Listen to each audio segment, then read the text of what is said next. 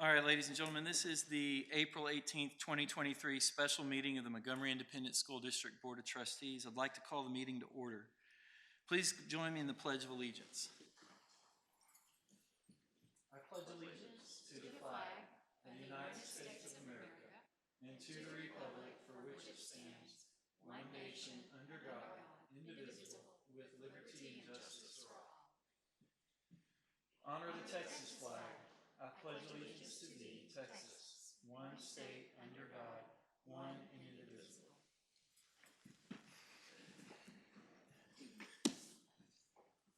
All right, ladies and gentlemen, we do have registered public comments this evening.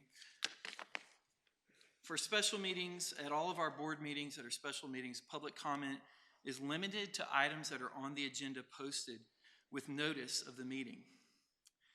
Individuals who wish to participate during this portion of the meeting designated for public comment shall sign up, which we have 3 who have done that, in accordance with the board's procedures for public comment. I will go ahead and begin to keep this on the timer, which we will have showing on the screen here. Registered public comment will be focused on 3 minutes and will stay focused on any agenda item that is listed on the official special agenda. So with that, are we ready for the timer? There we go, 3-minute timer. First public speaker, Kenya Hensley of Navasota, Texas.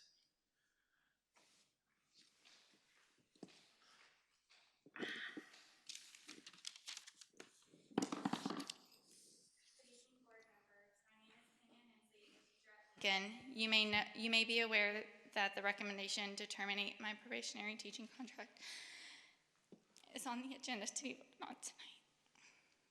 I'm talking to you about this matter during public comments because the administration chose not to schedule my level 3 grievance hearing contesting the termination tonight as I requested before the board votes on my contract. We notified the district's council that we wanted my grievance to be heard tonight as early as March 31st before the level 2 decision was issued. We filed my level 3 appeal 7 days ago, 7 days prior to this, and requested that it be scheduled tonight in accordance to the board policy, and it was also denied. There is no basis for my termination. I was never reprimanded this year or given any poor evaluation. The only explanation that I've been given for my termination is philosophy difference by my principal. I have provided witnesses' names to refute that I made such any comments or any allegations that she may have, but they were never questioned during the investigation of my level 2 grievance. Earlier today, during a state of panic attack, according to my disability on file, I found law enforcement sitting at my place of employment who was called by my administrator. I asked that the board wait to hear my grievance before making a judgment on my contract. To avoid a stain on my professional reputation, I have submitted my resignation effective at the end of my contract as of yesterday, but it is my hope that after hearing my level 3 grievance, the board will allow me to rescind my resignation and offer me a new contract next year as a transfer on a new campus under a different administration without the bias. Thank you for your time. Thank you, Ms. Hensley.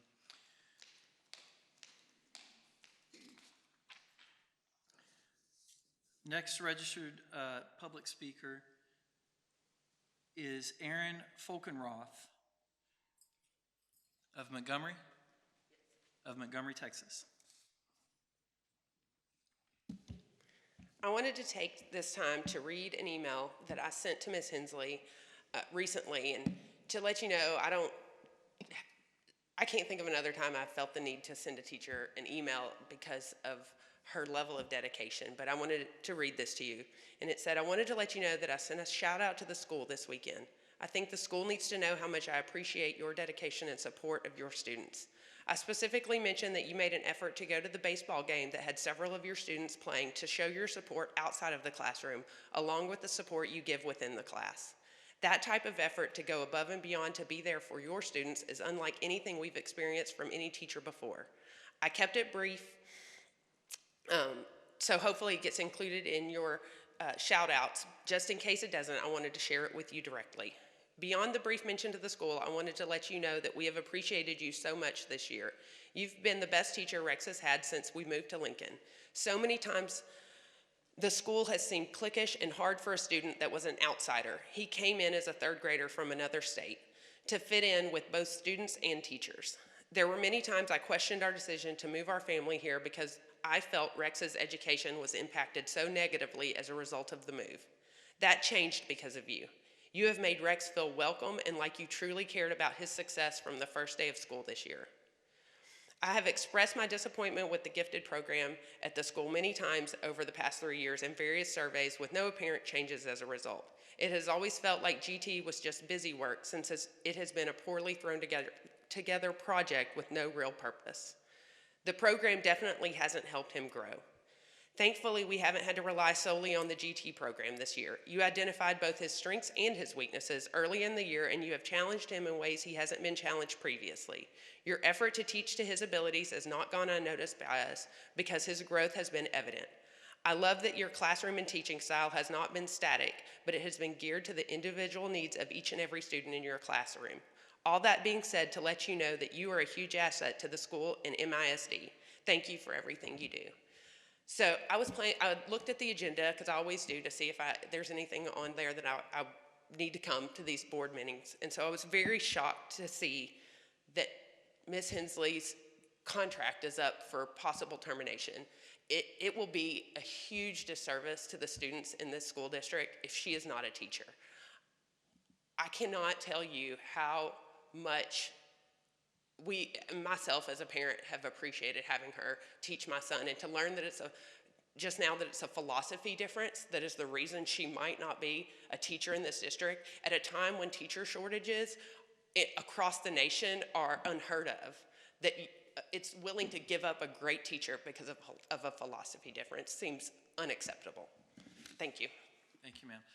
Ladies and gentlemen, I'd like for the record to state Mr. Kirby is in the building. He can come join us now. I didn't want to interrupt your speech, ma'am.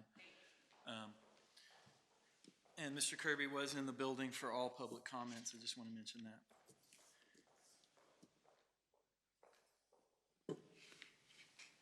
Thank you. All right, our last registered public comment is Sherry Sullivan of Montgomery, Texas.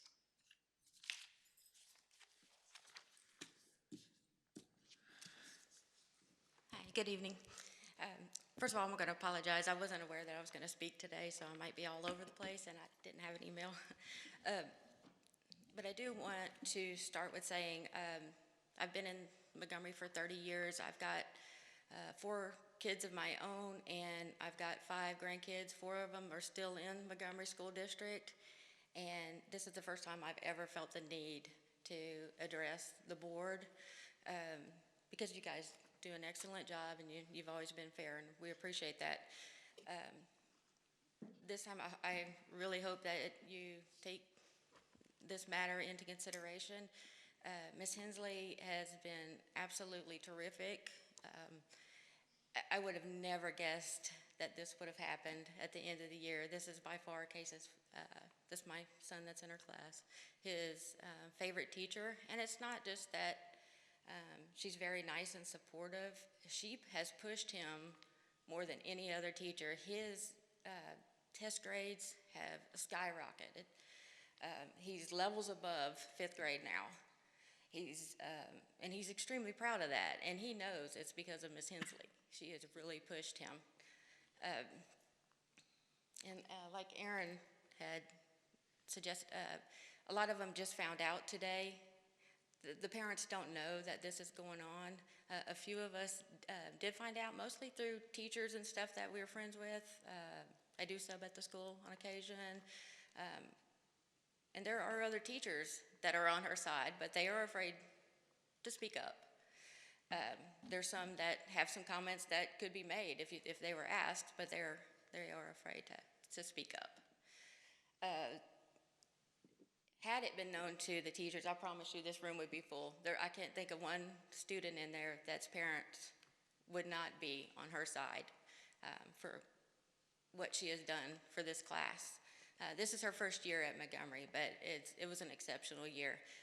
I believe a few of you just recently went to the Republicans thing where they did a story. I don't know a whole lot about it.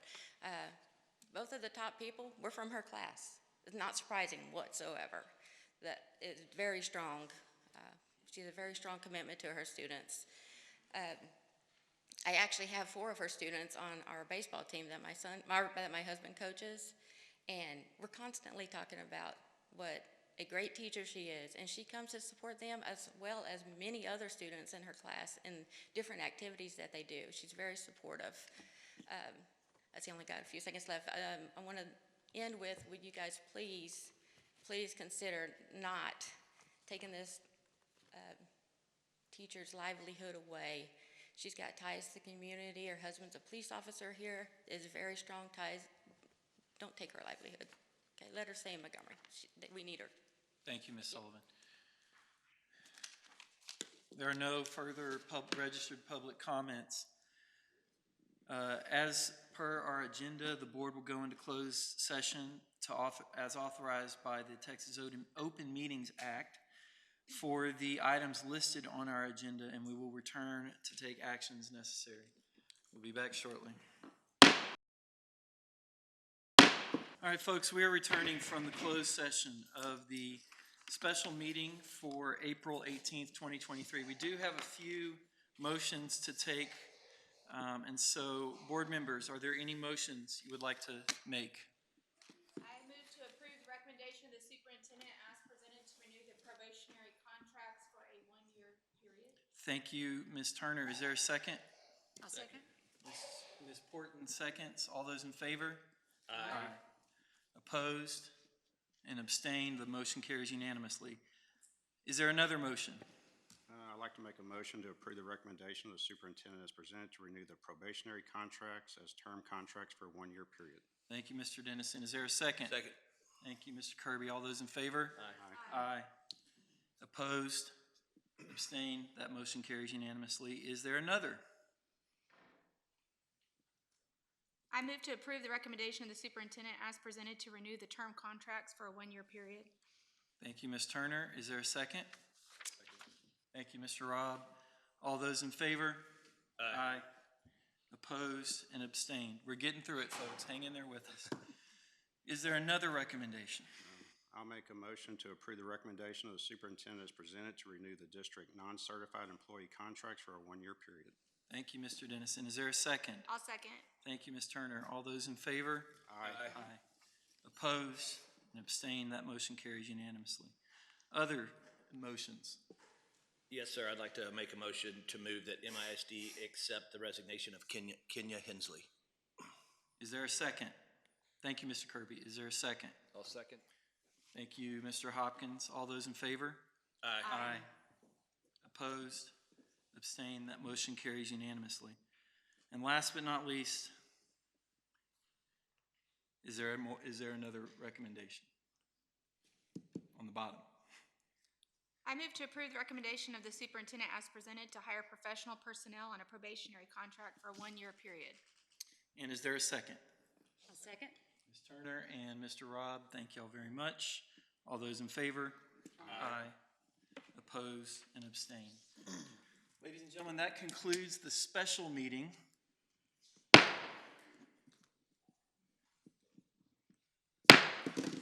This is the April 18th, 2023 regular meeting of the Montgomery Independent School District Board of Trustees. I'd like to call the meeting to order, so please join me in the Pledge of Allegiance. I pledge allegiance to the flag of the United States of America and to the republic for which it stands, one nation, under God, indivisible, with liberty and justice for all. Honor the Texas flag. I pledge allegiance to thee, Texas, one state under God, one and indivisible.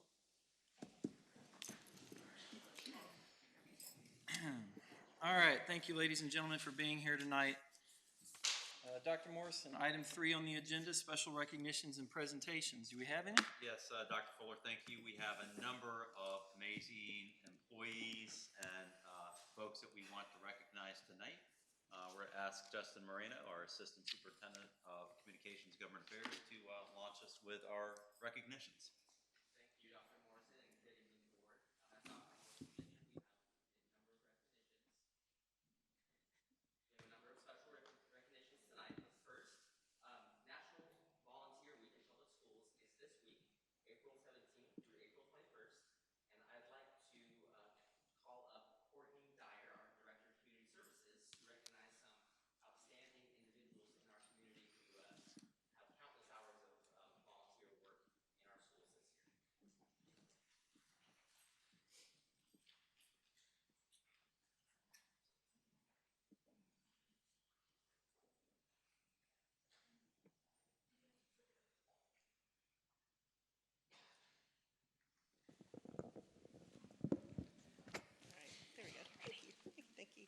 Thank you, Justin, and thank you to the board.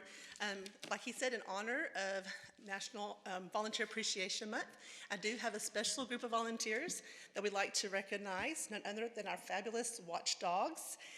Watchdogs are the volunteers of the Watchdog Program, which is a nationally recognized program throughout hundreds of school districts in the country. And this program allows volunteers the opportunity to not only serve as positive role models, but as helpers and an extra set of eyes and ears on our elementary campuses. So you may recall this fall, we got the good news that MISD welcomed Watchdogs back to our elementary campuses after a brief pause due to COVID. And the Watchdog program was originally established way back in 2011 at each of our elementary campuses and quickly became a part of the culture of those campuses. So you only can imagine how excited the students and the staff and the parents were to welcome that program back this year. So if you're ever on a Watchdog campus, you probably have seen Watchdogs doing many different things, or if you've been a Watchdog yourself.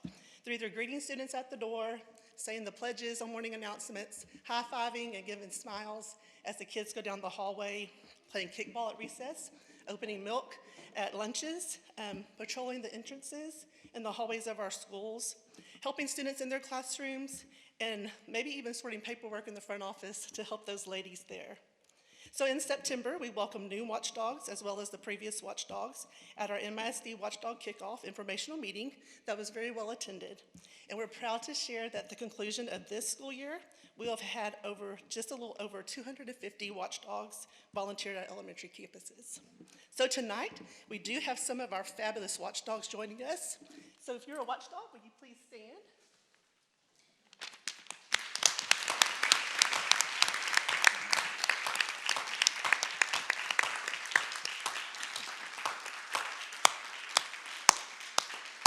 We had many Watchdogs who told RSVP'd and said they could not be here tonight for various reasons. It's a busy time of year.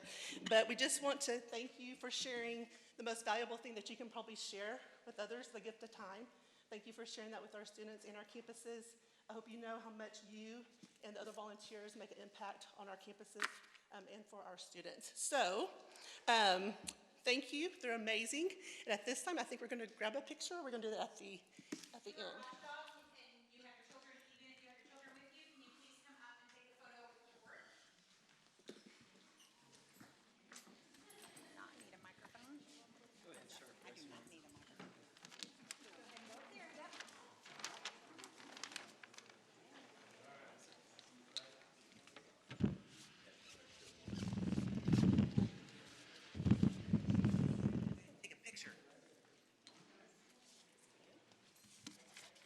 Can you scoot in a little and help her hold that banner? I'm asking him to help hold that banner.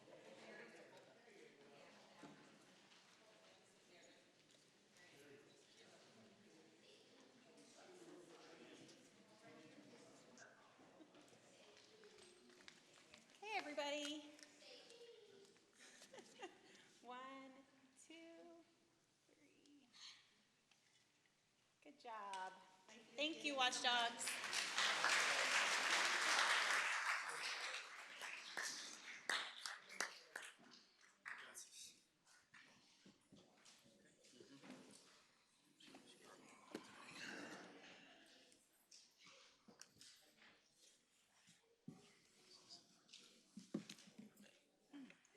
Gentlemen, actually I should say ladies and gentlemen, Watchdogs are not only just men, but I will tell you, as the shirt says, dads of great students, it was started that way. And you hold a special place in our hearts. You guys are a little bit famous on your campuses, as I'm sure you know.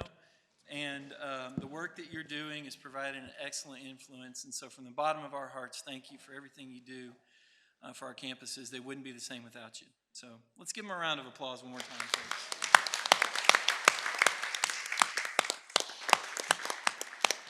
Dr. Fuller, I just want to add, I don't think I've visited one of our elementary campuses this year where I haven't seen a Watchdog on campus, which is just such an amazing thing. The only thing I've ever liked thinking about when I see one of the children of our Watchdogs is you think, man, there can't be anybody more proud than to have their parent there as a Watchdog. But then you look at their parent, usually a dad, and you see that dad is even more proud of being there than their child is having them there. And it's pretty cool to see, and it's not, when people ask about the program, certainly we're never going to say anything is more important than the safety of our students, but just the positivity and the role models that they are is such a gift to our school district, and so we are so appreciative of all of our watchdogs, and I want to thank Courtney Dyer for initiating this program this year and getting it back on track, and we have plans to even expand it next year, so more to come. Thank you. Thanks. Mr. Marino, what else you got? Next very special individuals here tonight is folks that work with our gifted and talented students, whether as gifted and talented advocates and counselors. April 3rd through 7th was Gifted and Talented Awareness Week, so I'd like to ask our coordinator of advanced academics, Jen Ellis, to speak. Good evening, members of the board. April 3rd through the 7th was GT Awareness Week here in Texas. We are anxiously awaiting to see if the Senate Concurrent Resolution number 9 passes in the House, which will then designate the first week of April to be GT Awareness Week for at least 10 more years. By encouraging exceptional students to develop their individual strengths, we are investing in the leaders, scholars, and innovators of tomorrow. And this vital endeavor is deserving of the support and commitment of all stakeholders involved in these students' education. Gifted and talented education supports the academic needs of students with high potential for achievement, and the observance of Gifted and Talented Students Week in April provides an opportunity to celebrate the skills and accomplishments of these students and the dedication of the educators who serve them. Tonight, I'd like to recognize two very important groups of MISD educators. Without the support of these educators, it would have been impossible to make the strides we did this year in our gifted and talented services and program. We have increased identification in elementary, added additional services, support, and resources to all grade levels, and are looking forward to continuing to grow and strengthen the MISD gifted and talented services in the years to come. 2 years ago, we started the MISD Gifted and Talented Ambassador, or our GTA program. Educators apply to serve their campus and the district for a 2-year term in building awareness and knowledge about MISD gifted and talented services and helping to collaborate and build a program that is research-based and provides support for all involved, the students and the teachers. They have given a lot of their time in addition to their already busy teaching schedules to serve the students on their campus. We're very thankful for the time and dedication of this group of educators and that they have given to their campus and MISD. At this time, I would like to call up our campus GTAs. Lisa Miller from Keenan Elementary, Patty Barfield from Lincoln Elementary, Laura Lynch from Lincoln Elementary, Anna Sophia Smith from Lone Star Elementary, Michelle Knowlton from Maidley Ranch Elementary, Kelly Kogis from Montgomery Elementary, Melinda Wilson from Stewart Creek Elementary, Corin Massengale from Montgomery Junior High, Robin Holcomb from Oak Hills Junior High, Gabby Whitlock from Lake Creek High School, and Laura Sullivan from Montgomery High School. Thank you all for your incredible support, passion, and dedication to the MISD gifted and talented students. In addition to this amazing group, we're not done, just not yet. There is another group that plays a critical role in MISD gifted and talented education, and it is our campus counselors, and at our secondary level, our GT counselors. Counselors play a vital role in our identification process by helping to inform families of the process and referral window, building student portfolios, gathering pertinent data, screening, administering the GT assessments, and being an active member on the campus decision committee. These counselors did an incredible job this year in supporting our new identification process. They were patient and flexible. They are and have been a tremendous help in growing MISD's GT services. So at this time, I would like to recognize our campus GT counselors. Ms. Wunderlich from Keenan Elementary, Ms. Peterson from Lincoln Elementary, and she had to leave because it's senior night, and she has a senior baseball player. Ms. Walls from Lone Star Elementary, Ms. Sorrell from Maidley Ranch Elementary, Ms. Grehot from Montgomery Elementary, Miss Clevenger from Stewart Creek Elementary, Miss Stewart from Montgomery Junior High, Miss Morgan from Oak Hills Junior High, Miss Odell from Lake Creek High School, and Miss Cato from Montgomery High School. And I think they are at other engagements as well. Thank you all counselors for your time, dedication that you've put into serving MISD gifted and talented students this year. Thank you, members of the board.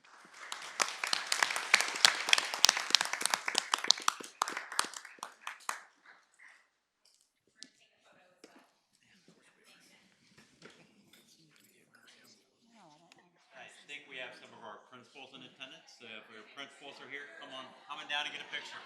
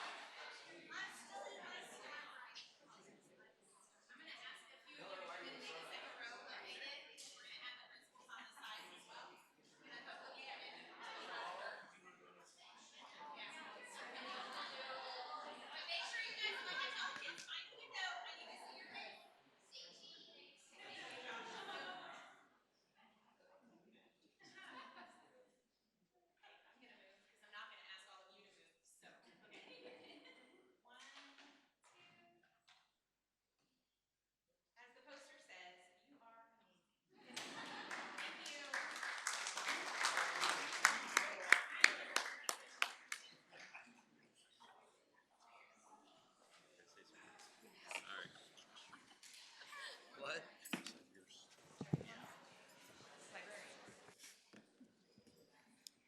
Before you guys all leave, I would just want to say thank you for all of your dedication and hard work in improving our GT program over the last 2 years. No, you're staying with me. It has been wonderful to watch. I got to go to the showcase this year, and it was fantastic to see everybody there from our community, supporting these students and what they did. So thank you so much again to all of you. And I want to give a special thanks to Jen Ellis. She has taken on this role.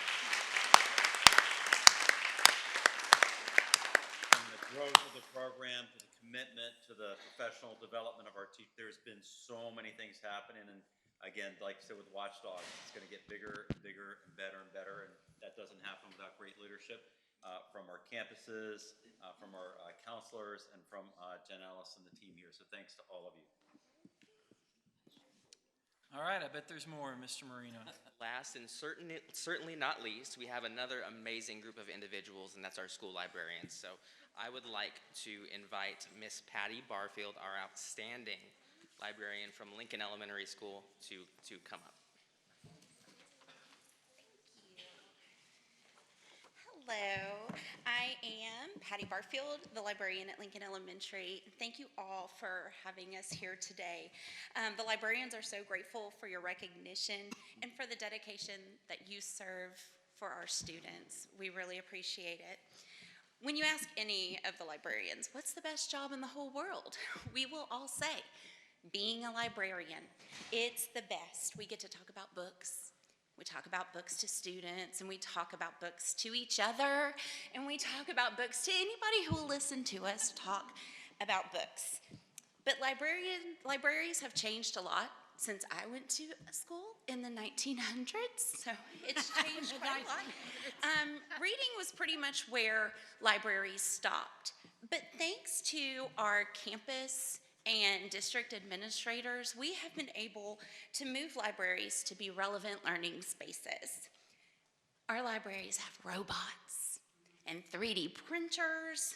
We have book clubs and iPads and building materials and so much more. The time that people say, shh, you're in the library, you're not supposed to talk, has definitely gone away because our spaces are often filled with collaboration and communication and lots of happy giggles and laughter. We don't always talk about the challenges that we face, but libraries are being challenged across the nation. We want to say thank you for the support that we receive. It makes such a positive impact on our ability to do our job and to do it well. On behalf of my librarian friends, we want to thank the board, and we want the community and the board to know we are dedicated to having books that are appropriate. We use a minimum of 2 professional resources to review every book before it is purchased. We have policy and procedures in place to make sure the books that are purchased add value to our school and to our curriculum.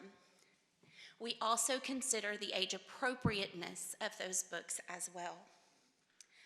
All of our libraries strive to be a diverse place that makes each student and faculty member feel safe and heard and represented in age-appropriate ways. On a personal note, Montgomery ISD has helped me raise my 2 kids. Kenna is a graduate of Montgomery High School from 2020, and Ryan is a future graduate of Montgomery High School in 2023. This was their cafeteria. This building means so much. I am so thankful my kids always felt safe and loved and heard in all of their Montgomery schools. And I'm so grateful for the education that they got here. And as a parent, it was so special to be able to collaborate with teachers and librarians and administrators to make sure they were getting the education that they needed. So tonight, as you are thanking us for the job that we do, we want to thank you, the board. We would also like to reinforce our commitment to our students, to our teachers, to our parents, and to this great community that we get to call home. Thank you.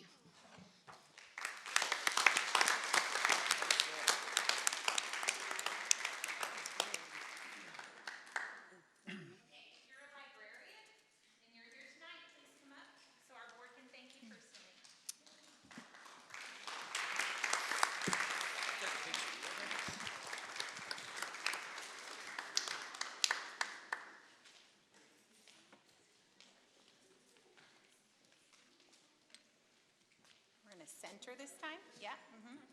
Keep going. A little bit more that way. There's 6 of you, so the 2 of you should angle each other in the middle of that line. There we go. Can you scoot in the middle? Thank you. 1, 2, 3. Perfect. Thank you.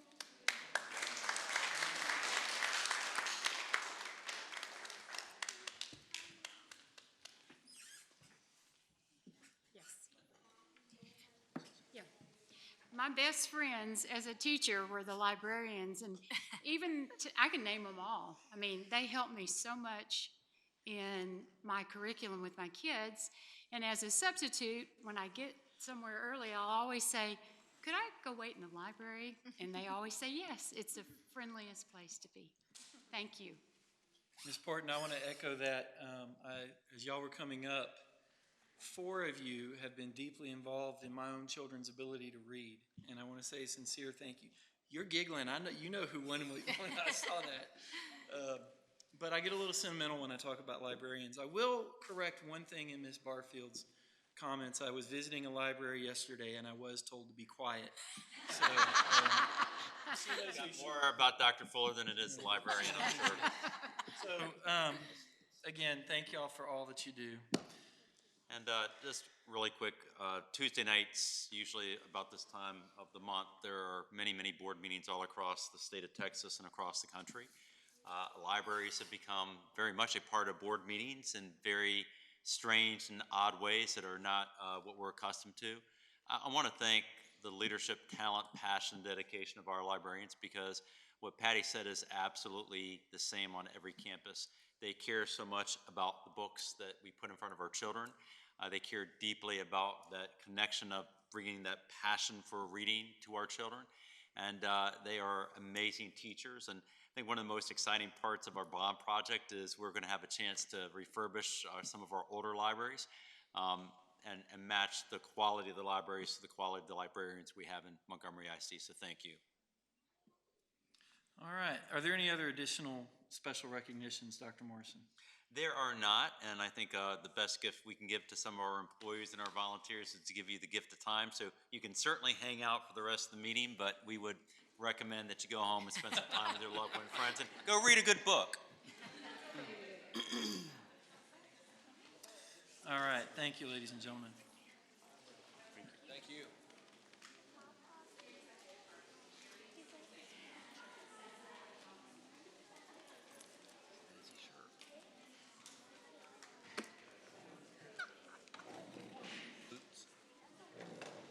Yes, of course.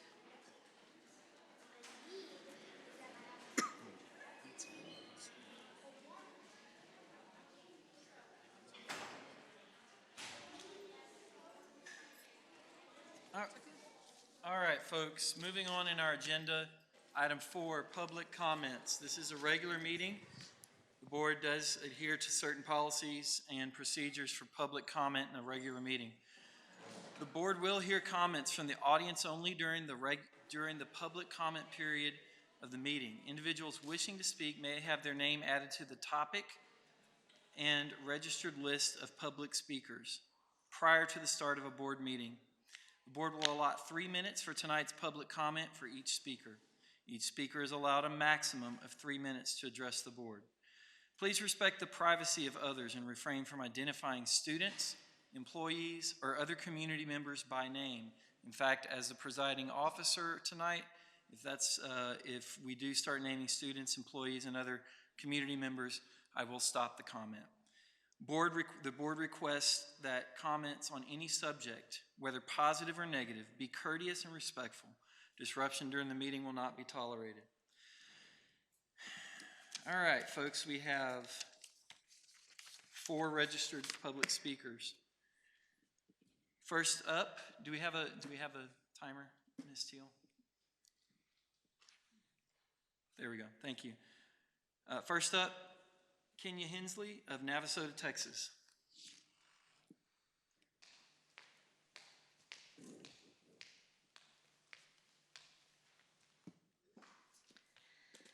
Good evening, board members. My name is Kenya Hensley, and this is Kyle Hensley, my husband. I am a teacher at Lincoln Elementary, and you may have recognized me from our meeting earlier. My husband and I are talking to you about a matter during public comments because the administration failed to provide appropriate reconciliation to protect our recently adopted son, whose rights for protection were laid out in written documentation upon his enrollment as a student with special needs by his CPS caseworkers during the time which we were fostering him prior to adoption. This year and last year, we have had to notify Lincoln staff on a few occasions that our son was not to be photographed while he was in the foster care system. His picture was posted on many different occasions, and only because we noticed it had informed the appropriate staff member was this resolved swiftly. This is not a light mistake that should be happening. When safety protocols are not taken seriously, it puts students in foster care system at a high risk for kidnapping and also places their foster families at risk for danger. In fact, now that we are thinking about it, my husband and I do recall we don't recall notifying the school that photograph permissions have been changed, and since his adoption in November, this recent November, our son's photos have been posted several times. We have notified the superintendent, and it has been made aware that those photographs have been asked to be removed. However, as of today, there were still photographs posted. Point 2, special education support in his PE class has not been provided according to his IEP. That is currently being addressed. We have already addressed these issues with administration, and such matters have not been resolved and come to a conclusion. Therefore, it is being brought in public comments for further reconciliation. It was brought to the administration's attention recently that our son was placed in a timeout and told to put his nose on the wall in a specials class after another student shoved his head into the hard tile floor and put his knee on his neck. And instead of sending him to the nurse for a check, he was put in a timeout. And it wasn't until his teacher made note of it that they were able to send him to the nurse, after which. It was brought to our administration's attention recently that the school nurse contacted our son's physician without consent to try and get her to sway his medical plan to rule in their favor after we gave them permission, or did not give them permission to contact. We had to contact his CPS caseworkers at the time of foster to advise them of this, and then They informed them that they had no permission to be contacting their medical physician and that they were not allowed to change the medical plan because parents and foster care was not in agreement with it. There's many other situations. I'm going to be running out of time, but needless to say, all of this, we've been fighting for his rights since last year, and a lot of this is the philosophy difference that has been impacting other situations for myself and my son on this campus. Thank you for your time. Thank you, ma'am. Next public speaker, same rules. Aaron Folkenrath of Montgomery, Texas. Folkenroth, I'm sorry. It's not the first mistake that's ever happened with that name. Thank you for giving us the time to speak. I just wanted to take the time again to publicly state that earlier we all heard the acceptance of resignation of a teacher in this district, and I just wanted to reiterate exactly how fantastic of a teacher it is, and that MISD is losing a teacher that has had such an impact on every student in her classroom due to a philosophy difference. And it is disheartening to think that my son and other peers could be impacted negatively because of something like that. And I would just hope that you could reconsider and reinstate that teacher to be able to serve in this district in a different capacity. Thank you. Thank you, ma'am.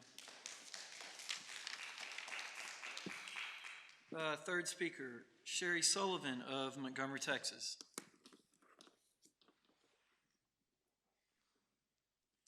Hello, thank you again. As I also want to reiterate what I addressed earlier, and that is what an excellent teacher she is, and I do appreciate and thank you for your consideration, allowing her to resign, and I do hope going forward you do allow her to stay in Montgomery School District. It will be very bad for Montgomery if you do not allow her to stay in the district and keep teaching our kids, because she is definitely one of the best. I wasn't too aware of what the philosophy differences are. I did hear some just now, and I want to tell you my son also has a medical disability. He was recently diagnosed with rheumatoid, and his teacher, Miss Hensley, has gone way above to help me understand and advocate for him, his needs, and she has just turned his whole year around. He is doing so much better with his accommodations, and when I say accommodations, it could be easy as much as a seat. He needs a bigger seat because he needs to stretch his legs out and stuff because of his joints.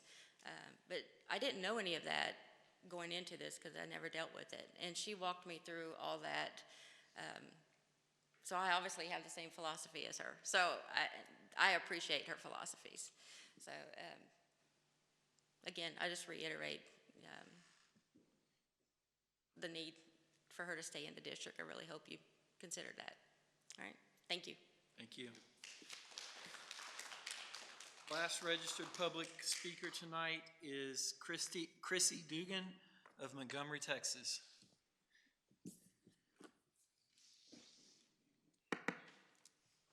Hello, thank you for hearing us out today. I'm also here because of my son's fifth grade teacher, and I was not able to speak on this earlier because I honestly didn't know that any of this was going on, and I was just honestly very, very shocked that the school board had come to this decision about Miss Hensley, because my children were military children for several years, and during my divorce, we moved back to Montgomery for the schools. And my son has not had that safe, connected relationship with a teacher ever. And we've been at good schools, but he's just never had a teacher bring that out of him before. And I've told Miss Hensley on multiple occasions how special she is to us because she has just really done something for him and for me. And, you know, it's a real shame that my younger son is not going to have the opportunity to have Miss Hensley. I'm definitely disappointed to hear that. And I hope that y'all would reconsider because, like I said, we've been in a lot of school districts and there are not many teachers that genuinely care about their students and the families and just her classroom as a whole. I haven't met one that is the caliber of Miss Hensley. So I just wanted to come here to support her and let the rest of you know that whatever allegations have been made, it does not, as a parent, I do not see any issue with Miss Hensley at all whatsoever. And I honestly wish there were more teachers like Miss Hensley. So, thank you. Thank you, Ms. Dugan. Folks, there are no additional public comments registered at this time, so we will move on to consent agenda. Board members, is there any member who wants to pull an item from the consent agenda? I would like to pull item 5C from the consent agenda. 5C. All right, Ms. Turner, thank you for pulling 5C. For that reason, the consent agenda will consist of items 5A, 5B, 5D, and 5E. Are there any other wishes to pull an agenda item? Hearing none, can I call for a vote on consent agenda as amended at this time? I'll make a motion to accept the consent agenda as written, As amended. as amended. Thank you. That's what I meant. Is there a second? Mr. Kirby, thank you. Ms. Porton, thank you for the motion. Mr. Kirby, thank you for the second. All those in favor? Aye. Opposed and abstained. All right, folks, so that leaves item 5C to discuss. Ms. Turner, you had asked to pull it. What would you like to add in there, Ms. Turner? So 5C is approving the 23-24 Superintendent and Board of Trustees goals. And so I just needed to recommend some language change on the goals that was not in board book. So I wanted to update that now. For this, the Board of Trustees goals on number 3, I would like it to say, or recommend that it says, focus on compensation, retention, and culture for all employees. And then on goal number 4, for it to say, continue to build processes and procedures to ensure a high-functioning team of 8. Focus on transparency with each other, asking questions in order to gain understanding, and approaching every conversation with respect. All right. Thank you, Ms. Turner. Board members, is there a discussion? Any questions for this? Okay. Can we get a motion to approve the amended goal? Well, I'll make a motion to approve the amended goal. Thank you, Ms. Turner. That makes it easy. Ms. Turner has made that motion. Is there a second? I'll second. Thank you, Mr. Robb. Sorry, Ms. Porton. You got beat out by a second there. All those in favor? Aye. Opposed and abstained. That motion carries unanimously. Thank you, Ms. Turner and board members. Action items. 6A, consider approval of instructional materials allotment and TEAC certification for 23-24 as presented. Thank you, Dr. Fuller. We're welcoming our Executive Director of Curriculum and Instruction, Dr. Summers, to share something that we do annually each year, but we just want to make sure that we're reminding our public that all of our curriculum materials are aligned to our state standards, and that's an important process of how we educate across Montgomery ISD. So Dr. Summers. Yes, so this is required each year. Districts are required to certify annually that with the State Board of Education, with TEA and our commissioner, that each subject in the required curriculum has an aligned instructional material that covers all of the TEACs. And so the item that you have in your packet is that spreadsheet, that document, verifying that we do align all of our adopted materials, supplemental materials to the TEKS. And so with that, I need your approval for that. Then I can submit that to the commissioner saying that we are complying with their expectations. All right, thank you, Dr. Summers. Any questions, board members? It's fairly straightforward, folks. This is regular and routine. So if there are no questions, can I get a motion? Yeah, I'll make a motion to approval of instructional materials allotment and TEKS certification for 23-24 as presented. Thank you, Mr. Hopkins. Is there a second? Second. Thank you, Mr. Dennison. All those in favor? Aye. Opposed? Abstained? That motion carries.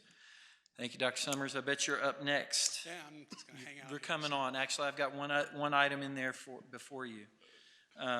Item 7A. Every year, a school board is required to read a roll, if you will, a document describing each school board member's completion or deficiency of areas related to training that we must do. And so if you'll humor me, I have a little bit of a script. I'm glad to say all board members have met their required training. So folks, as board president, I'm required to announce the name of each member who has completed the required continuing education, has exceeded the required continuing education, is deficient in the meeting the required continuing education. You see some chuckling up here because it's somewhat of a competition between the board members as to who can exceed what. For some of you. The requirements are Dr. Fuller, isn't the board president always in like the lead with the hours? Continuing, the requirements for training are measured at the first anniversary of the trustees member election date, and is an appointment for 2-year anniversary of his or her previous training.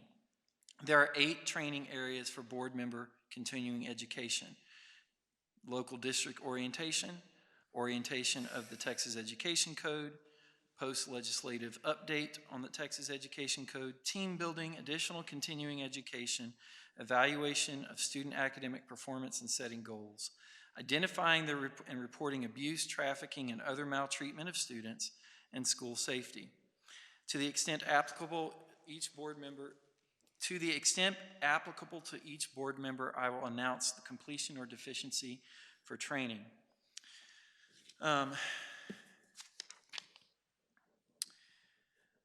First, Mr. Nate Robb has completed all required trainings. Mr. Mike Hopkins has completed all required trainings. Mr. Trey Kirby has completed all required trainings. Ms. Lori Turner has completed all required trainings. Ms. Linda Porton has exceeded in 2 areas of required training. Myself, I've exceeded in 3 areas, but it pains me to say that the big winner this year is Mr. Sean Dennison with a whopping 17 and a half hours of excessive training. Just give me a moment. Mr. Dennison, I do appreciate that. Actually, all board members, I appreciate the commitment that y'all make. I actually want to specifically call out that school safety training this year was a new training requirement for trustees, and that all board members have completed that. So thank y'all for doing that. With that, our legal responsibilities to the TEA have been completed on that item. Any questions before we move on? All right, 7B, TEKS Resource System Update and Recommendation. All right. Make sure that, okay. Well, welcome to a discussion around the TEKS Resource System. I wanted to come back. We've talked a little bit throughout the year about our efforts to provide a really robust and strong curriculum to our students. And obviously, we've talked about our STAR scores and all the other indicators on the A through F ratings.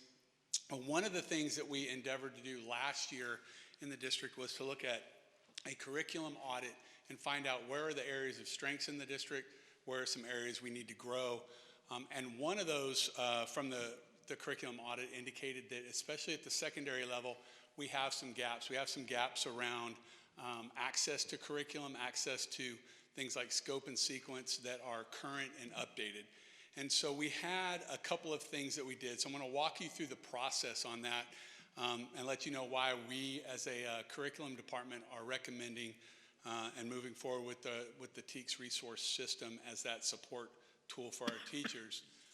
Our board policy EHAA makes sure that when we look at a curriculum, when we try to revise sort of what we do as a department, as campuses, we make sure we have teacher input. We provide employees with lots of opportunities to engage in feedback and in learning about the changes that might be coming. And then we have meetings like today with the school board to let them know. And so we are complying with EHAA local and the process. So this is just a quick slide to let you know sort of how that rolled out. You might remember January of last school year, the board asked for a curriculum audit. It was conducted by the curriculum department, and it involved using a rubric, interviewing teachers, lots of different pieces to that. One of the rubrics that we used examined all the different components of a curriculum. And to kind of make a long story short, because we've already reported on that before, there's a acceptable score on that rubric of a 12 when you're sort of hitting the high parts of your curriculum as a district. For our junior high, we were at 6.75 out of 15, and the high school, we were a 5 out of 15. And so what that showed us was we have a long way to go to really develop the level of curriculum support for our teachers that we need to move to premier and be where we want to be. Now, all that being said, we're doing a tremendous job with some of these gaps. So another reason we're very excited about the TEKS resource system is we really feel like this is probably that missing piece that will really accelerate student learning and kind of close some of those final gaps that we have in reaching high levels of mastery across the district. So the recommendation became, well, we can do one of two things to build curriculum. And these are things like scope and sequence, like when are you going to teach what, how, those kinds of things. And then also alignment documents, planning documents. We have two options. Essentially, we can pay our teachers and our curriculum leaders to do that work. Pretty time intensive, costly. Teachers are incredibly busy, right? And so finding time for them to write curriculum and develop those things, be up to date on the standards, it's a pretty tall task. The other option you have is to purchase a third-party type vendor, and TEKS resource system is one of those. The cost for writing it and doing it ourselves is actually more than purchasing something like the TEKS resource system. So not only can we have a cost savings in using the TEKS resource system, we can also keep our teachers focused on the main thing, which is teaching and learning in the classroom and working with our students. Dr. Summers, before you proceed, can I ask a question on that slide? What is congruity of the curriculum to the assessment process? What does that mean? So what that means is what we are assessing, what we're teaching. So you have a curriculum, the TEKS, then you have what's taught, and then how you assess that and learn that. And so what we want is congruence between the TEKS, the standards that the state says we're supposed to teach, how we teach that in the classroom, and then how we assess student learning along the way, sometimes formative, sometimes summative, like at the end, or even something like a STAR test. Two more questions. Why do you think it was lowest? Say that again? Why do you think it was the lowest category? Probably just because we've not had, up until a couple of years ago, a curriculum department in the district. And so those things take a lot of time. They take effort. They take alignment and practices. And so because we haven't had that, it would stand to reason that that's an area of emphasis for us. Thank you. I'm joking that kind of matters. And then, so just to repeat, it's not really a question, it's an observation. 12 is an acceptable score. These are self-ratings that we've done, correct? Yeah, they were a combination, yeah. So we've given ourselves scores that are lower than the acceptable. I just would kind of point out that I think that's in part due to the culture that we have in the district, that we don't shy away anymore from areas that we need improvement. It would be real easy if we were doing our own self-assessment to say, well, hey, put it at a 12, just so Chris Summers doesn't have to make a tough presentation to the school board one night. So I just would encourage folks to kind of view that with actually a little bit of pride. I know we're going to work on those areas. I know we're going to get them up, but we're not lying about it. We know we got areas we need to work on. So Yeah. Yeah, absolutely. And again, it's a testament to the quality of our teaching and the quality of our students and the community that we've been as successful as we have, knowing that there's still some areas we can get better. So let me talk to you a little bit about, this is just a couple of slides, the junior high findings. So they break down that 12 out of 15 score, which is ideal, but we were at 6.75. So this slide kind of shows you those pieces. And again, this has already been presented to the board before. I just wanted to remind y'all that we have that information available. So where we went this year was in the fall, we reached out to our secondary campuses knowing that we needed to figure out, are we going to do this on our own, or are we going to explore something like the TEKS resource system? And so we endeavored to visit all of the campuses. We did sort of a road show, and we gained some access to the TEKS resource system, a dummy account, a demo account that they could use and explore. We conducted Q&As with teachers, with department chairs. They were able to go back and use it for a little while, then give us feedback, and we compiled all of those questions and concerns that they had, and then we even kind of reached back out, tried to address those. And then from those concerns, we explored whether or not the TEKS resource system would be something we would want to do. This slide just kind of points out this idea of a guaranteed and viable curriculum. I know that's a bit of edu-speak, but basically any curriculum that we have, and again, we're not talking about the textbooks or the instructional resources specifically. Curriculum really is the TEKS, the learning standards that we need students to know, the content, the skills, the process skills, all of those.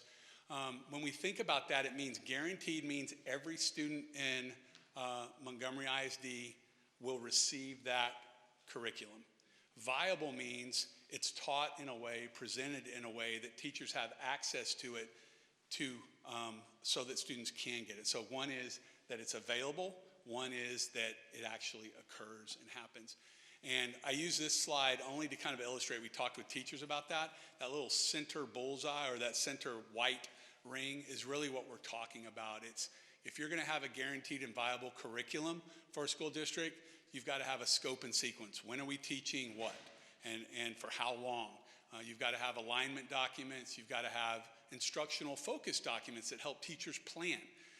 Teachers who have been teaching for 20 years probably are way more skilled at developing lesson plans than a first or second year teacher, where a lot of things are new and they need that support.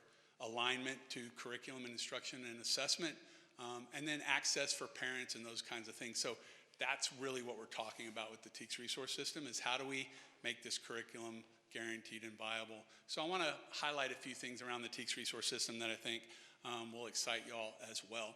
So this resource system, the TEKS resource system, it's a collaborative.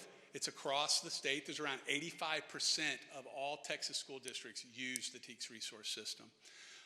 It's worked through the education service centers, and so they tap into that level of expertise, teachers, educators, leaders, to develop and monitor and maintain the TEKS resource system. There's ongoing feedback, so as the year goes along, teachers can log in, they can ask questions, they can say, hey, we can improve this if you consider that, and so there's feedback back and forth, and then it's continually updated with resources. So if the state decides to change a standard or add something in the middle of the year, yes, they're prone to do that, it can be updated almost immediately through the TEKS resource system. We're not having to go and do that on our own. Why might the TEKS resource system be a resource that benefits us? So I want to pause real quick and give you an idea about students as they go through school. A lot of us, when we go through school, we experience school horizontally. Whether we're a student, or whether we're a teacher, whether we're a parent or an administrator or even the school board, we experience school sort of where we're at. If I'm a fourth grade teacher, I kind of know the fourth grade world. If I'm a biology teacher, I know science at the high school level, but I don't necessarily interact like a student does going through the school system. They experience it vertically, right? And I have a picture of Swiss cheese up there because I like that analogy. If we don't do a good job of aligning our curriculum, if we don't make sure everything is taught as it should be, at the depth and complexity that it should be in third grade, there's some holes in that cheese. And as Chris goes into fifth grade, if I don't get everything I need, a few more holes. When I get to high school, my cheese starts to look like a giant block of Swiss cheese with all these holes and gaps in it, and it makes it really, really difficult for me to be successful at all of the things that I need to do when I get to high school and then out of high school. And so what the TEKS resource system allows us to do is think vertically about the student learning and also horizontally. And so the big ideas around the TEKS resource system is it allows us to align and tighten our processes. It builds the capacity of teachers and teams to work together.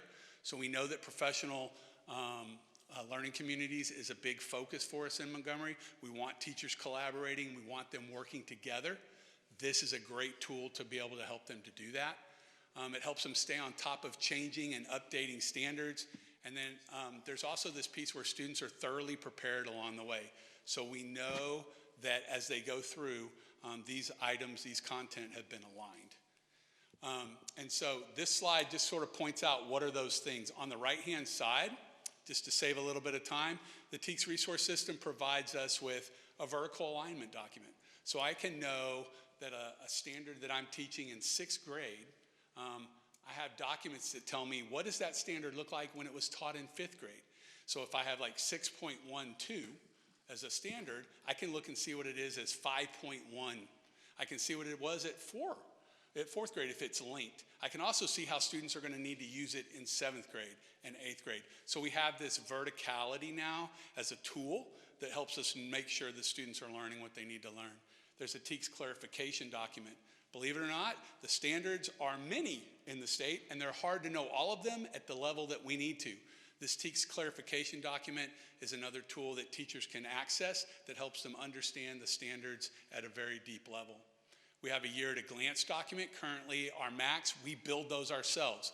I could probably bring Meg and Jamie up here and have a good conversation about how much time they spend on the MACs and sort of implementing them and updating them and thinking about them and changing them. And so the TEKS resource system provides the YAGs for us, either a 6 or a 9 week. We're going to 9 weeks. So now every campus, every classroom can follow, we can be sure that they're following the same progress and units as they go along. And again, we make sure that students are exposed to all the standards that they need. And then the last thing that I really, really like is the instructional focus document. And so that's a unit-based tool that if I know for the next 10 days I'm teaching this unit in math, it plans out the whole unit. It doesn't tell me what I have to teach as far as how or the lessons. I still, as a teacher, as a team, have to build those lessons. But now this instructional focus document has a variety of items to support the teacher. And I'm going to highlight those for you in just a second. So teacher teams design the how in the lesson plans. So again, when we think about this, we're not telling teachers how to teach in the classroom. They're still doing lesson design. They're still using their expertise and their professionalism to do that. What we're trying to do is help make sure that everybody in fourth grade is teaching the same things, that guaranteed and viable piece, so that all of our fourth graders are ready for fifth grade and so on. So here's a highlight real quick of those 3 documents I mentioned. That year at a glance, it allows us to see all the units for the year. They're chunked out over the course of the year so that we make sure, because sometimes if we don't think about it, we try and teach and we get behind and we look up in April and it's, oh my goodness, there's about 20 standards that we didn't get to teach because we were working hard, but we didn't pace ourselves quite right. So the year at a glance will help us do that. The other piece is this instructional focus document that I talked about. It's got performance assessments in it. So how many of us are exasperated about the STAR test and multiple choice tests and those kinds of things, right? Performance assessments are designed to say, here's the learning standard that Chris is supposed to know. How can we assess what he knows in an authentic way, in a performance way. And then there's rubrics. So teachers have rubrics to be able to measure that standard. It also helps them with misconceptions. Like, what do students typically misunderstand or struggle with on this standard? And so now our teachers have access to that. Then it also has key vocabulary and all those things around understanding the standard well. And then there's also an assessment creator that's part of the TEKS resource system. Just a reminder, it was established about 10 years ago. All 20 of the Education Service Centers participate in supporting it. And there's 17 full-time state content developers. So remember when I was saying we would have to pay our teachers or our coordinators or our specialists to do that? When we have TEKS Resource System, they have 17 full-time state developers doing that. Again, we get sort of that economies of scale piece to help support that. 86% of school districts use it, 1.9 million students use it, and so it's a great, robust tool. It's the main core content covered, so we get English language arts, math, science, social studies.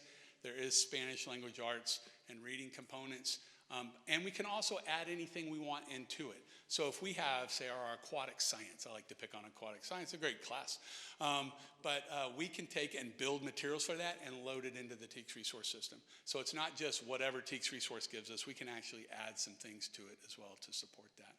There's also an implementation process. We're working with the Region Service Center to map out how we do that. We'll have professional development to support our teachers over the summer and at Summer Summit when we get ready to come back in August, and then throughout next year, we will also be supporting them for that. The cost for it is $45,000 for next year, and then moving forward years after that, it's around $55,000. They're giving us a break in this first year. We want to focus on secondary for that, so they're only charging us for the secondary students in our district. But moving forward after that, we would have to have a whole district license. We don't have any intention right now of moving it towards elementary, though if there's an appetite for that and we see success and we see a fit, we can certainly have that conversation. But that's the cost of it. Again, it would be far over that if we tried to do it ourselves, and we would not be able to have the number of resources that we get from the TEKS resource system. So we're excited about it. We think, again, that is the sort of the missing piece that will allow us to really fill in those last couple of gaps that we have and align the work we have and support our secondary teachers. So again, this is for the junior high and the high school. Any questions? I know I covered a whole lot. I'm all for doing anything that keeps the teachers from adding one more thing to their day. I think this sounds great. There will be some work that we'll do. Some teachers are perhaps used to teaching units at certain times of the year, and as we look at the year at a glance scope and sequence on the TEKS resource system, it might be different than what they're used to. So we will have those conversations and we'll talk about planning that out. So I'm sure there will be some questions around that, but again, we're committed to supporting our teachers on that, and we think it'll be successful. Dr. Summers, you have some members of your curriculum team here tonight, correct? Yes, I do have a few folks over here. We have Meg Evans and Danette Key, and Jen was already up here earlier. Do we have anybody else that I missed? And so they've been a huge piece of helping to support this work. And I especially want to thank Meg Evans. This has been an intense labor of love under her leadership. Our elementary curriculum has been a lot stronger for many years than our secondary, and it is a definite area of improvement, and she's done a great job over the last 2 years helping us get to a point where we can think thoughtfully about a system like this. So thank you. All right, well, thank you for your time. Thanks, Dr. Summers.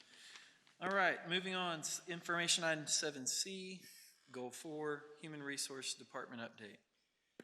Thank you, Dr. Fuller. As we're welcoming our Assistant Superintendent of Human Resources, Denise Miner, I want to remind you when I was first hired, we engaged in a number of different third-party snapshots of our school district. Dr. Fuller, you said we don't shy away from areas that needed improvement, and TASB came in and did an audit that said in HR we had a huge amount of changes that we needed to make. under our strategic plan under Goal 4, we started to look at those and started to think about strategies and key performance indicators that would get us on that journey. But then we did the most important thing that we could have done, which is to bring in an outstanding leader to shepherd that portion of our strategic plan and really revitalize our commitment to attracting, retaining, and growing our great employees. And so I'm really proud of the work that's happening in our Human Resources Department, and I could not be prouder of its leader, Denise Miner. Thank you, Dr. Morrison. Dr. Fuller and members of the board, I'm here to share Goal 4, Human Capital, of our strategic plan, and we're going to take a look at some data. First, I want to thank Diana Teal, who always helps me make these amazing presentations with all the spinning M's and all the great graphics, so thank you, Diana. So as I said, the first thing we're going to take a look at is our performance indicators in Goal 4. And so performance objective number 1 is to assess the current compensation and benefit plans for comparability and competitiveness compared to other regional districts. So when we take a look at our most recent data, you can see that last year we were in the 85th percentile, and for 22-23 we are in the 87th percentile. We use that information from the TASB salary survey, and we take a look at our districts that are in Region 6 and where we compare to our neighbors in Region 6. So we did share with you at a board meeting we're roughly around number 4 right now, and we're hoping to make a jump next year. And before we just move off of that, I want to thank our board. We're in the process of developing our budget for next year without having all the information that we need from what's going to happen at the legislature. But boards like to add lots of budget items to the budget, and it's really hard to sometimes prioritize. But this board has been laser focused on 2 things since you hired me as your superintendent. One is that we don't ever compromise on doing anything that increases school safety, and we have prioritized that. And we've also prioritized compensation for our employees. While we focus on a KPI for teachers, this same data, as you saw from our board workshop, where we heat map every position in our school district, where if it's not close to being market value, it's red. If we're getting close but not quite there, it's yellow. And if it's within market value, it's green. It's gone in 3 years from a sea of red to almost all green. We do that, as we know, and as we've been educated in our community in our Did You Know campaign, with one of the least resourced school districts in the entire state. A $3,000 gap between how we're funded and how the state average is funded, and somehow being funded $3,000 below the state average, we still get recaptured, so I'm still trying to figure that one out. But with the limited resources that we do have under your leadership, we have prioritized employee compensation. And I'm very grateful for that because, as I say often, a budget is a reflection of your priorities. And this key performance indicator right here, above all else, shows where our board's focus is. So thank you. Well, Dr. Morrison, I want to make a reply, if you don't mind. Recently, we were discussing how other school districts actually now see us as competition in the salary region. So I'll echo what you said and say that we've made some tremendous strides here, board, and to the administrative team. Thank y'all as well. So. Thank you. Performance objective number 2, develop and implement a comprehensive approach to ensure the retention of effective employees. So KPI 4.2.1, the percentage of employees leaving MISD reporting a satisfactory experience will be at or above 90% annually. This is taken from our exit survey information that I monitor throughout the year, and so we are hovering right at that 90% at 89%.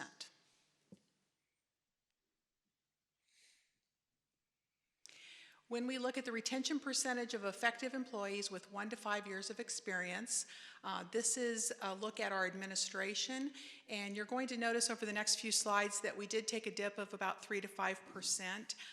Interestingly, when you drill down and take a look at why our folks were leaving, we have a large number of folks that retired last year. When you look at how TEA looks at the retention data and provides that to us, they do not take that into account. So it's important to note that we had a large number of folks that retired last year that are in these numbers as well. And that is something, as you know, we look at KPIs all the time, and we go back and forth on this one because really the goal of this is, are good people staying or good people leaving? It's one thing when someone leaves for another opportunity that's the same as they have. We don't want that.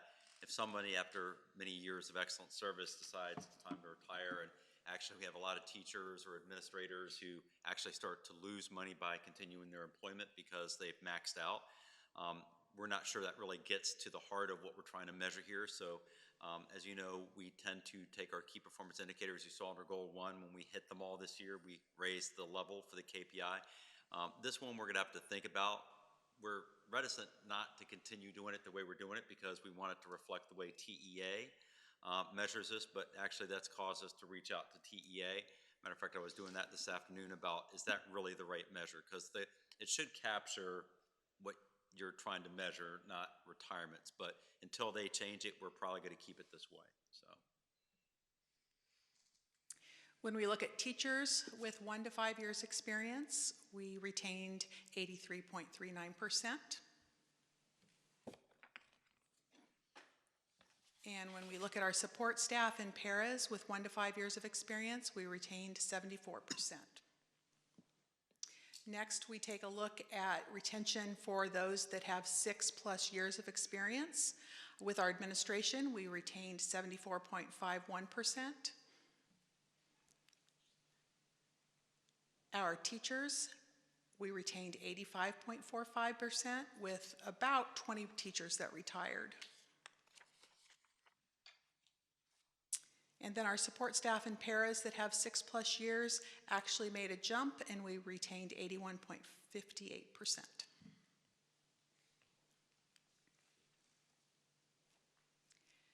And when we look at our certified teachers that we hired for the beginning of the year, we're wanting to fill at least 98% of those teacher positions. And this year we actually started the school year filled at 100%. So that's something we're very proud of. How many? Diana did her little thing there. How many other districts were at 100% entering a year? You know what? I don't know, but I probably would say not many. That's a remarkable achievement. It says a lot about the culture and the pay raises and all the things that we're focused on teachers, we're focused on our staff, and continuing to have that, that retention is huge. Absolutely. Performance objective number 3, collect, analyze, and respond to an ongoing collection of decision-making data to measure working conditions and professional development needs among MISD employees. And the next few slides contains data that we received from our district-wide survey that we give out in the fall. And this shows data of the percentage of employees who would recommend the district as a positive place to work. And we went from 85% to 90%, which is a nice jump.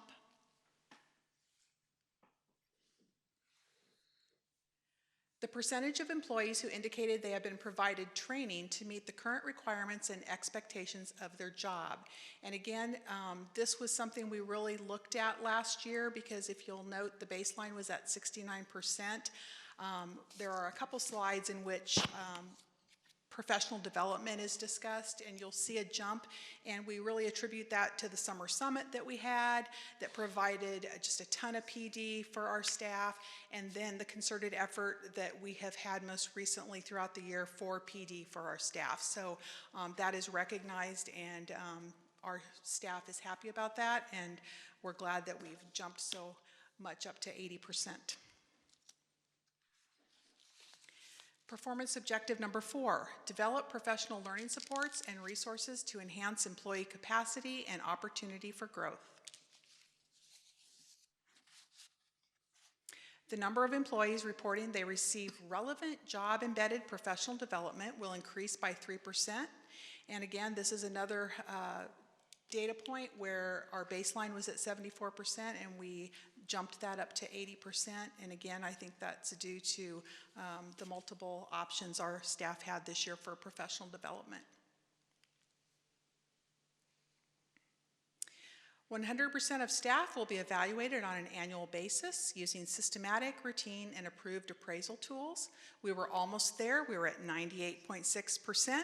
We had a few late people turning in their paperwork, but I'm sure that's going to be up to 100% this year. And finally, performance objective number 5, develop and implement a comprehensive recruiting plan with multiple sourcing strategies to obtain high-quality candidates to meet specific needs, including a strategic focus on diversity. And the number of new hires reporting satisfaction with the employee onboarding process will be at or above 95%. I'm happy to report that last year, the survey that was provided to all of our new hires mid-year jumped from 84% to 91% as far as satisfaction is concerned with their onboarding process. And those are given to all of our teachers that start the year with us and attend new teacher orientation, and then all of the campus PD at the beginning of the school year. Those are the teachers that take this survey. And the district will participate in a minimum of 4 recruiting events each year. Last year we attended 8, and this year we are on track to attend 10. We've got 2 more to go. Now I'd like to take a look at the incentives and strategies for human resources. The first strategy is to make sure we are developing, implementing, and maintaining a robust compensation and benefits package that will attract and benefit all staff members. As Dr. Morrison shared, we reviewed the TASB salary survey results and prepared heat maps to compare our salaries with that of our surrounding districts, and we did share that with our principals, our executive directors, and with the board. And as Dr. Morrison shared a few years back, there was a lot of red, and this year there was a lot of green. So we are definitely moving up as far as what our salaries are looking like in comparison to our other districts. And again, this is across the board. This is not just teachers, this is all of our staff. Provide routine and systematic evaluation cycles for all of our employees. If you'll remember last year when I was here, I talked about the fact that we had developed a new evaluation tool that we were using universally across the district. And so that was used for the first time to provide uniformity and validity across the district. And then checks and balances have been put in place to ensure that all staff are being evaluated. Maintain a comprehensive staffing model based on needs assessment and allocation of resources. Last year, we put in place a staffing matrix, and so this year we used that staffing matrix to provide principals with their allocations as far as their staffing needs based on their student population, and this was provided to them prior to hiring new staff. And then we are moving towards Skyward and implementing position control, which is going to help us track the staffing as well. Develop HR standards for streamlined utilization of time, resources, hiring timelines, vacancies, transfers, and staff quality. We have spent this year working with Ms. Carrie Fitzpatrick on developing the processes for staffing of Creekside Elementary, which will include timelines, what those transfers are going to look like, and ensuring that there's equity across all of the elementary schools as we look at staffing our brand new number 7 Creekside. Do you feel comfortable giving us a sneak peek on that tonight, or should I wait? Probably not quite yet. Thought I'd try. Once we finalize the process, we'll work with all of our principals to make sure that they're comfortable with it, and then we'll get teacher feedback either through the DAC committee or the communication council. I think what's really important is in some school districts this gets done very poorly, and then you're opening up a brand new school, which is wonderful, but then you've not meant to, but you impact other schools in the district where they lose a significant portion of folks in one area. So, you know, you don't want an entire fifth grade to be wiped out, or a principal, an admin secretary, and counselor. So we just want, that's the equity part, is making sure that we staff Creekside exceptionally well, but that no one of our remaining elementary schools is going to be negatively impacted. And it's not an either or, it's a both and. We can open up Creekside in an amazing fashion and still make sure we're doing right by our 6 remaining elementary schools. When we're finished, though, you'll be the first one to see it. Thank you. Well, that process sounds really quite thorough. Thank you. Disseminate a comprehensive exit survey to staff separating from MISD. We continue to utilize the exit survey results through Frontline to address concerns with administration, track leave reasons, and follow up with staff if needed. And again, I shared with you that we did create the survey through TASB for our new employees regarding the onboarding process. And I just wanted to share, because they are able to add comments when they fill out that survey. And I was very impressed with some of the comments that they shared with us. So if you'll take a moment to read those comments, they're quite impressive.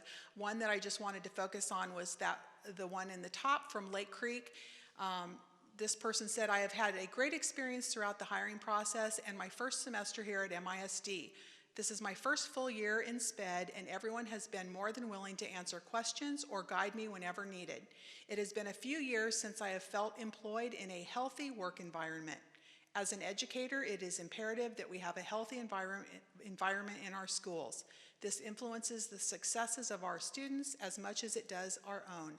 I am thrilled to have found that in Montgomery ISD. I cannot express how proud I am to be a part of this community. So it's nice to read those comments and listen to what our new teachers are saying about their campuses. Attract potential applicants using multiple recruiting, sourcing, and marketing methods. These are some of the college campuses that we have visited this year. I also visited Texas State, and I didn't have Diana put that on there. I apologize, that was my fault. But we have visited Texas A&M twice this year, both in the fall and the spring. We visited Sam Houston twice in the fall and the spring, and then SFA, U of H, and UT, as well as Texas State. And then we did attend the Montgomery Area Chamber of Commerce job fair as well this year. And then we do have a GASPA, a Gulf Coast job fair this summer. So we have been quite busy. I will share with you, I shared with you in executive session, it's been very refreshing this year. We have had a number of students that have sought our table out and wanted a chance to talk with us. When I was at Sam Houston this spring, I had 60 different individuals that came to our table and wanted to provide us resumes to come to Montgomery. So that's very exciting. That's like it used to be in the olden days when we would recruit and they would be lining up at our tables. So that gives me hope that we've got bright students wanting to be our teachers. Expand the current MISD mentoring program to support all employees and promote career advancement pathways and other growth opportunities. So one of the things I did want to share was Dr. Summers joined us this year, and he brought with him the Mentoring and Induction for New Teachers program, which we call MINT. This year we did a revised version, and he had 4 separate workshops with our new teachers. And during those workshops, he meets and provides various topics such as effective teaching, classroom management, effective discipline. He will be continuing that next year, and he'll be meeting with them for 5 workshops. And then we're also looking at doing a year 2 for our year 2 teachers as well to support them. This is one of the things that gets asked from our students when we go out on the recruiting trail most often, is they want to know how we are going to support them as new teachers. So we talked that up quite a bit this year, and they were very pleased to hear about our MINT program. We are in the process of receiving a grant from TEA to put in place a national board certified teacher program. So we're kind of in the middle of that right now. Dr. Summers is working on that as well. And so we're hoping to finalize that and be able to bring more information to you about that. The picture on the left is our graduates from last spring who attended the leadership training throughout the year. And then the picture in the middle was actually an admin training, and this was a exercise where our staff had to try to, it's the Pringles challenge, if you haven't heard that, but they have to take those Pringles and be able to make a circle with those Pringles. As you can see, Justin's team didn't quite get that. Where the winner was, where's Carrie? Miss Ashlock's team actually was the winner. They had it in a circle in probably, 5 minutes? It was very quick. It was the fastest I've seen, but we put Justin's picture up there. Justin's going to accelerated instruction. I'm sorry? Is he going to accelerated instruction? Exactly. We always partner with community stakeholders to provide annual events connecting employees with the community. We have Shannon Reed and the Montgomery Area Chamber of Commerce on the left. We were out visiting campuses and providing our brand new teachers with all kinds of fun things for them to start their year out. In the middle, we have our MISD Educational Foundation giving away checks at our campuses. And then on the right is our convocation and Shelby rocking it out to a little lip syncing. And we created a district-wide initiative to ensure a culture of respect and psychological safety. Caitlin Nichols, Jessica Grace, Courtney Dyer, and Amanda Davis have continued to lead our Culture of Respect Committee this year, and they're developing a culture creed that will be shared with you next month. This is going to include a culture creed for employees to follow, as well as a student culture creed as well for our students to take a look at. So this is just a little teaser. This group will be sharing that with you next month. And then, I don't know if you've been in our hallway, but we have B1 team shout outs and posters and pictures of our folks that have received shout outs that are posted in our hallway in the ESC. So that's all I've got for you this year. Do you have any questions for me? Questions, board members? I know we've kind of been asking some throughout. So. Sure. I'm gonna have to get Pringles on the way home now. Mallory can show you how to do it. Yeah, well, obviously not. I can't. It wasn't Justin's fault. I know our teammates. Thank you. Thank you, Ms. Minor. Sure. Great job. I mean, thank focusing you. on our employees is key, and I can't wait to see the summer summit this year. Yeah. So Yes. it was a lot of fun last year, and it's going to be bigger, I hear. Mm-hmm. It is. Thank you. All right, information item 7D, bond update. Happiest man in central services. One time, didn't I? Dr. Fuller. Yep, very happy. Tonight and probably next month are probably the last two low-key bond updates for a couple of years. Because starting in the month of May, we kick off a lot of construction. But just to kind of get you up to date with where we are right now, Package A, which is Creekside Elementary and Lake Creek High School addition. We have had 2 successful concrete pours with the new parking lot addition. One occurred April 4th and the other April 17th. So basically the concrete is completely poured at this point. Now we just need to wait for it to cure, do the finishing touches with curbs and striping, and we're still waiting on parking lot lights. But that project is on schedule to be completed by the end of May. Creekside Elementary, today was a big day for Creekside Elementary. Our first step, today was bid day.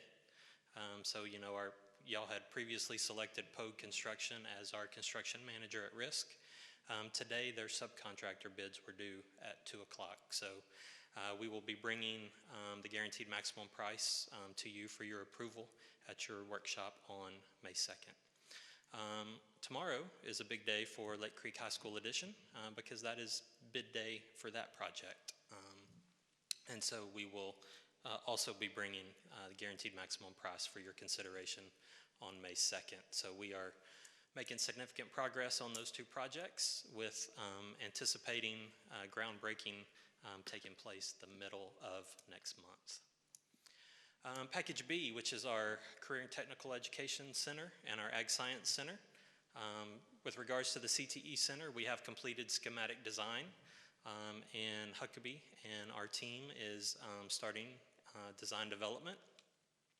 Stewart Builders, our construction manager at risk for that project, will start working on their preliminary pricing exercises associated with the schematic design. But our design process will continue all the way through October of 2023, and then ultimately construction beginning on that project in January of 24.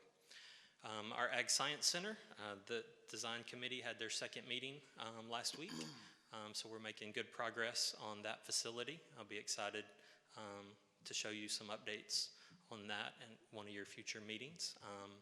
But that schedule also follows the CTE Center. Construction may actually start just a little bit later because it obviously doesn't take as long to construct an Ag Science Center as it does a CTE Center.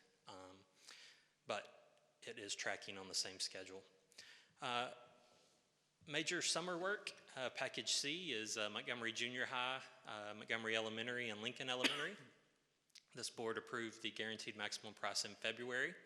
Currently, all three of those projects are in permitting, two of them with the city of Montgomery and one of them with the county. So we are hoping to get those permits issued relatively soon. Construction will begin at the end of May. We have reached out to each one of the campuses and said, hey, if there's any chance that you might allow us in your building in some space, we don't care what space it is, before the end of the school year, we'll be happy to take it, because every day, every extra day that we have will help us in meeting our goals of getting those projects wrapped up before the start of next school year. Upcoming projects. So Package D, our Montgomery High School renovations and our athletic complex. So for Montgomery High School, we have started the schematic design. We are finalizing the project scope. We've had multiple walks with architects, engineers, campus administrators looking at that project. We will continue working on the design through December, and ultimately we expect construction to begin sometime in the spring of 2024. Our athletic complex, we are finalizing the project scope with that. That one is going to move a little quicker. We anticipate design being done by October, and hopefully construction will begin shortly after the completion of football season, so early 2024. The MHS Auxiliary Stadium lighting replacement. This board approved that cost and scope of work in January. We were scheduled to start April 1. We have had a delay in some of the materials, and so that resulted in us competing with the Montgomery High School football spring practice, and so obviously we don't want to interrupt their spring practice, so we have pushed the schedule back. That work probably will take place starting after May 24th, but we hope to have that completed by June 30th. Our artificial turf projects, so our Montgomery High School and Lake Creek High School baseball and softball, those artificial turf fields have been designed. Advertisement and the bidding process starts next week, and we hope to bring that to this board for approval next month, sometime during the month of May, and with construction starting in June.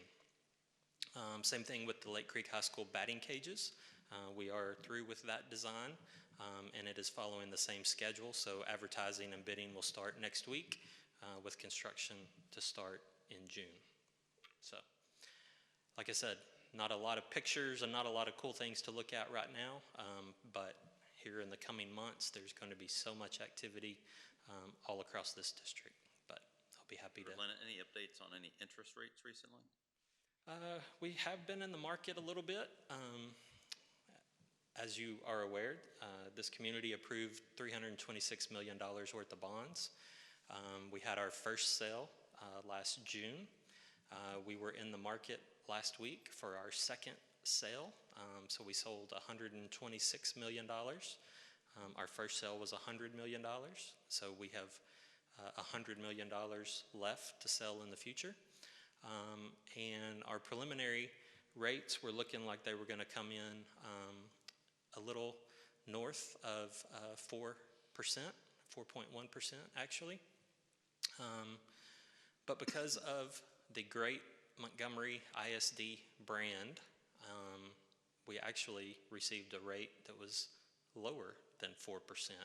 We were in the 3.9 range, which was better than several other school districts who priced the day before or day after us. And so I don't say that facetiously. When we asked, what did we do that got us that rate, there was significant interest in our bonds because of the Montgomery ISD reputation. So once again, the leadership from this board and leadership team is being noticed in many other ways than just academics and other activities that take place in this district. It also has a financial impact on the work that we do every day. Board members, any questions? All right, then for item 7E, the monthly financial report, are there any questions on that? This will be my last monthly financial report to present to you. Say grill 'em. something. Let's grill them. All right, folks, I'd like to adjourn the meeting so that Mr. Dennison can go do some more training. Meeting's adjourned.